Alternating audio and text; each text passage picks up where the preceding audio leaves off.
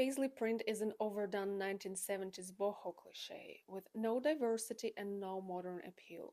Contemporary designers clearly disagree. Stay with me to see some of the most original uses of Paisley and what I made from this $3 fabric.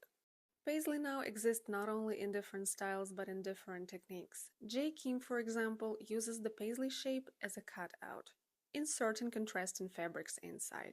You may or may not like the combinations, but it is original and technically complex. This extraordinary etrel blazer was first fully finished and then the golden print was stamped on.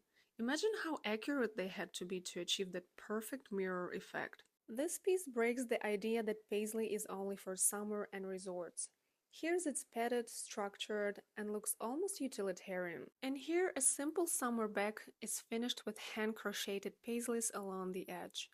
This shape stays recognizable, even when it's intentionally imperfect. Here, Paisley shape is cut into the garment and outlined with hardware. It stops being decoration and becomes part of the construction. On that cardigan, the motif is still recognizable, but treated almost like an abstract form.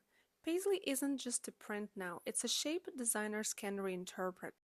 At the same time, more traditional Paisley hasn't disappeared, it's still everywhere, including beachwear and accessories. From clashing colors to muted pastels, it keeps morphing without losing its identity. And that's what inspired me to try my own version. This fabric had been sitting in my drawer for 2 years. I bought it on clearance, $3 meter, with no plan, just because I liked the print. There was a full roll in the store, so clearly no one else in the city wanted it. But it's actually a very good microfiber. It feels like a $30 fabric on the skin. So it made sense to turn it into a beach set.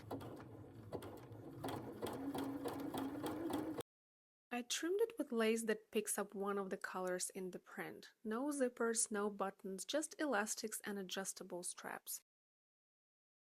It doesn't replicate anything I've seen, but it comes from the same idea, treating Paisley as something you can experiment with, not just look up online. That's it for today. If you enjoyed that video, you're likely to enjoy my videos about lace and my videos about other luxurious fabrics that never go out of fashion. I'll leave the links in the description below. Thank you for watching and I'll see you soon.